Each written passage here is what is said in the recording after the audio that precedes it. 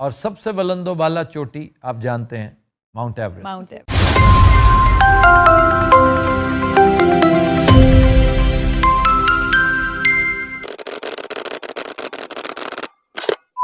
सारे भारतवासी और नेपाल वासियों को मेरी तरफ से नमस्ते। मेरा नाम है आर्यन और आपका फिर से स्वागत है मेरे यूट्यूब चैनल पे, जिसका नाम है magical reaction.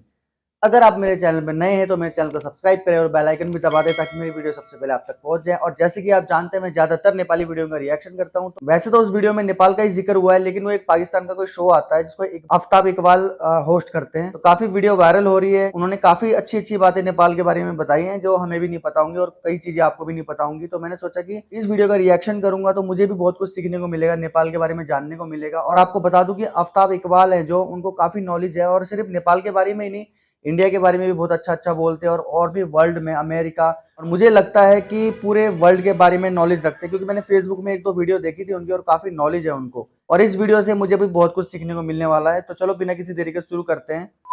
1 2 3 and start. Welcome back. तो दिनों रात हमारा सेगमेंट है इब्ने बतूता। यही आफ्ताब इकबाल। आज का मुल्क है नेपाल। नेपाल। इसकी वजह तस्मिया आपको हिंदू मिथोलॉजी से मिलती है। नए राइट। पाल, नए एक गुरु थे और उनकी निस्बत से कहते हैं कि ये उनका पालक है। ये वो इलाका जिसको गुरु ने पाला है। अच्छा, नेपाल यानी उनकी प्रोटेक्शन में है, उनकी वॉच में है। इसको तीन तरफ से इंडिया ने घेर रखा है। इंडिया काफी 3 बॉर्डर है और एक तरफ से नहीं, घेरू तो नहीं है। तो जितनी खबरें आती हैं भागने की या एंटर होने की फ्रॉम नेपाल टू इंडिया, तो क्या वहाँ पे वीजा सिस्टम नहीं है बॉर्डर? वहाँ पर नेपालीज के लिए तो ये है कि आप ना वहाँ से नेपाल को वीजा लगता है ना इंडियन को वहाँ जाने के लिए। इसीलिए राइट। वहाँ पर 80 लाख नेपालीज ऐसे हैं जो इंडिया में काम करते हैं। राइट।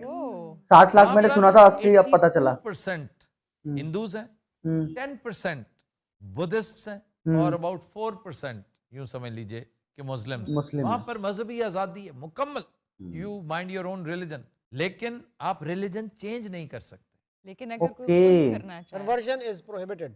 यहाँ पर कन्वर्जन प्रोहिबिटेड है। फिर हम ये कह सकते हैं कि जी वहां की मजहबी आजादी मशरूत है। 100% मजहबी आजादी नहीं है। ये कोहमालिया के दामन में वाक़ मुल्क है और दुनिया बहुत खूबसूरत है यार। चोटियों में से 14 यहाँ पर मौजूद हैं। यही वजह है कि इसे रूफ ऑफ द वर्ल्ड कहते हैं। पामीर्स को भी कहते हैं रूफ ऑफ द वर्ल्ड और नेपाल को भी। और सबसे बुलंदो बाला चोटी आप जानते हैं, माउंटेन एवरेस्ट।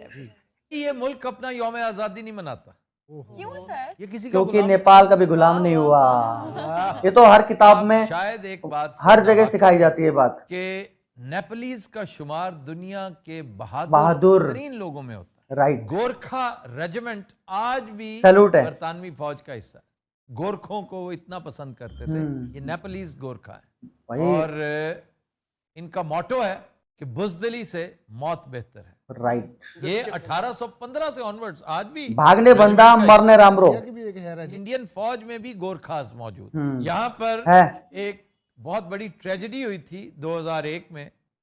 क्राउन प्रिंस ने 2001 में अपनी वालदा, वालिद और दीगर रिश्तेदारों समेत ये मैंने पढ़ा था, सबको मौत के घाट उतार के खुद को भी गोली मार दी थी। पर क्यों? वो ग्वालियर की एक प्रिंसेस से शादी करना चाहता था और घर वाले मान नहीं रहे थे। और पागल के पुत्र, तुम क्राउन प्रिंस हो, थोड़ा सा इंतजार कर लेते, you would have become the king. Right. 2008 में एक और अहम वाकया हुआ। यहाँ की पार्लियामेंट ने 250 साल पुरानी बादशाहत खत्म कर दी और वहां एवर सिंस देन बादशाहत खत्म होगी।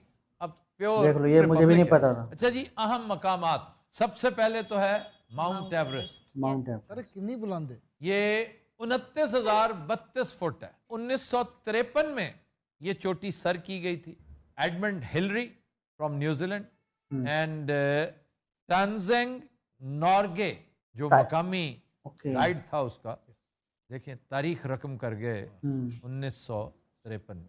पुष्पतिनाथ टेम्पल मैंने दर्शन किया है। बागमती के किनारे खटमंडो के साथ ये जो नदी है बागमती कहते हैं और है कुछ तकरीबन यूं समझे 2000 साल पुराना। 2000 साल पुराना हिंदू मंदिर वहाँ का। जी, बुधा स्तूपा, यहाँ पे भी गया बुधा हूँ, का बौद्धा। ये स्तूपा जो गोल स्ट्रक्चर्स है, one of the largest in the world ये शुमार होता है। ये भी वर्थ विजिटिंग जगह है। चितवन नेशनल पार्क, बहुत खूबसूरत चितवन। पार्क है। ये 550 यहाँ नहीं गया मैं। किलोमीटर्स पे फैला हुआ है। ओह, नेचुरल लाइफ वहाँ पर हाँ ये बड़ी तो है, लाजवाब नेचुरल habitat लाइफ। है परिंदों का। यानी यहाँ पे सफारी पार्क भी होगा, हाँ जी, kind of. It has safari है facilities. ना? भाई वहाँ का जो पहाड़ है को हिमालय, वो 3500 किलोमीटर चौड़ा है। इसका ज्यादातर हिस्सा नेपाल में है ओ, और टच वो हमें भी करता है, चाइना को भी करता है, इंडिया को इंडिया को भी भी करता है। तिब्बत को भी करता है। और माउंट एवरेस्ट पर पहुंचने के दो रास्ते हैं, एक है खटमंडू के जरिए नेपाल के जरिए और दूसरा है तिब्बत के जरिए। ओ, खत्म। इसी के साथ ये वीडियो हुई हमारी समाप्त। यार वीडियो जल्दी खत्म हो गया, मुझे ऐसा लग रहा था कि और देखूं और जानूं नेपाल के बारे में, बट इतना ही था क्लिप तो। लेकिन जितना भी देखा बहुत कुछ सीखने को मिला। और ये तो मैं बचपन से सुनता आ रहा हूँ कि जो नेपाली होते हैं ना वो गोरखा होते हैं, जो गोरखाज होते हैं वो कभी मौत से डरते नहीं हैं। और इंडियन आर्मी में भी एक सीनियर थे, किसी ने कहा था कि अगर कोई ये बोल रहा है कि मुझे मौत से डर नहीं लगता, या तो वो झूठ बोल रहा है या वो नेपाली है। और ये सच बात है, पूरे वर्ल्ड में सबसे बहादुर नेपाली ही होते हैं। ये तो मैं बचपन से सुनता आ रहा हूँ। मैं बात कर रहा था कि नेपाली जो बहादुर होते हैं, एक इनका जो यहाँ पे इंडियन आर्मी में भी है जो गोरखाज है, नेपाली बटालियंस कहते हैं आई थिंक, उसमें वो प्रैक्टिस करते हैं जब वो कुछ खुखरी लेके जय माँ काली आयो नेपाली ऐसा खुखरी लेके ऐसा उनका कुछ बोलते हैं वो। और भागने बंदा रामरो मरने ऐसा कुछ इनका रहता है जो ये हमेशा बोलते हैं। और मुझे लगता है कि जो नेपाल में रहते हैं उनको तो पता होगा इन सब चीज़ों के बारे में, लेकिन जो इंडिया में पले बड़े हैं ना, जैसे मेरे को पता ही नहीं था। बहुत सारी चीज़ें मुझे इस वीडियो से सीखने को मिली और आई होप कि आप लोगों को भी सीखने को मिला होगा कि कितना महान है नेपाल। एक पाकिस्तान का शो है उसमें नेपाल की तारीफ हो रही है कि नेपाल कितना महान है, तो ये बहुत प्राउड वाली बात है। और मेरे जितने भी ऑडियंस हैं, जो मेरे सब्सक्राइबर हैं, उन्होंने काफ़ी वो वीडियोस देखी है और मुझे कमेंट्स आ रहे थे, मैसेजेस आ रहे थे कि आप इस वीडियो पे रिएक्शन करो। मैं बहुत एक्साइटेड था कि मैं ये सब जानने को मिलेगा। इसको रिएक्शन की तरह नहीं लूँगा, मैं मेरे को सीखने को मिला बहुत कुछ चीज़ें मुझे पता थी, कुछ चीज़ें नहीं पता थी, लेकिन सीखने को तो मिला ना, आपको भी मिला होगा। तो चलो आपसे विदा लेने का वक्त आ गया। वीडियो काफ़ी लंबी होती जा रही है, तो मिलते हैं अगले ऐसे अच्छे से रिएक्शन वीडियो के साथ। तब तक अपना ख्याल रखें, अपने माता पिता का, भाई बहन का, दोस्तों का, पड़ोसी का और मेरा भी। अगर आप मेरे चैनल पर नए तो मेरे चैनल सब्सक्राइब करें और बेल आइकन भी दबा दें ताकि मेरी वीडियो सबसे पहले आप तक पहुंच जाए। तो चलो मिलते हैं अगले एपिसोड में, तब तक अपना ख्याल रखिए। जय नेपाल, जय भारत।